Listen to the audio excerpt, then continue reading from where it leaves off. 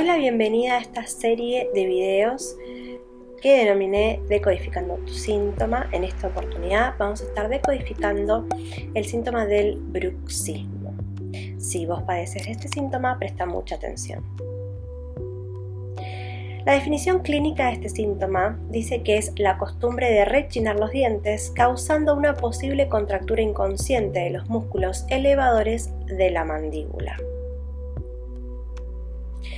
Y por lo general el bruxismo se suele dar por la noche cuando la persona está fuera de la realidad. Pero ¿cuál es el conflicto en sí? Acá hay que tener en cuenta que puede haber varias cuestiones en juego. Puede tener que ver con algo que esta persona está callándose, algún secreto que está guardando.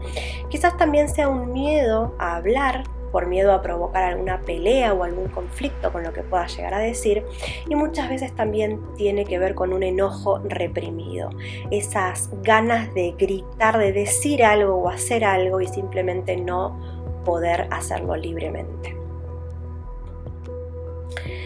Entonces, para comenzar a analizar este conflicto, puedes preguntarte lo siguiente: ¿hay algo que me enoja y que me lo estoy callando para evitar conflictos? ¿Me siento limitada al momento de expresar lo que siento y termino guardándomelo? ¿Guardo secretos que no los he compartido con nadie? Esto te va a ayudar a empezar a desengranar ese síntoma. Pero ¿cómo reprogramarlo, no?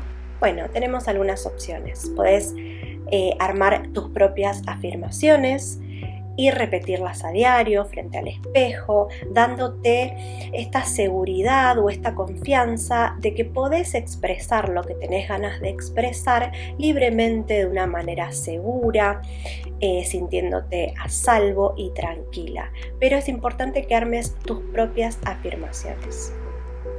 También podés usar la respiración cada vez que necesites como liberar ese miedo o ese enojo, concentrarte en tu respiración, inhalar y exhalar profundamente, y al exhalar sentir como que soltás todo eso que te está quedando guardado adentro, todo eso que te gustaría decir o hacer y de alguna manera lo estás reprimiendo. Y obviamente podés tener un diario de emociones, un cuaderno donde puedas ir volcando allí todo eso que te encantaría poder decir libremente. Por supuesto que lo ideal sería que puedas expresarlo en el momento que lo sentís y a la persona que deseas hacerlo. Pero un diario de emociones puede ayudarte un montón porque sería como el paso previo junto a las respiraciones y junto a las afirmaciones para empezar a allanarte el camino, digamos, y que puedas comenzar a expresarte libremente.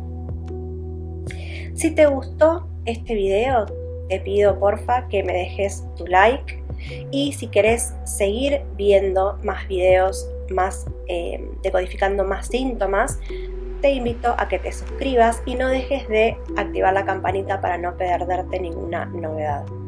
Muchas gracias por ser parte de esta comunidad y nos vemos muy pronto.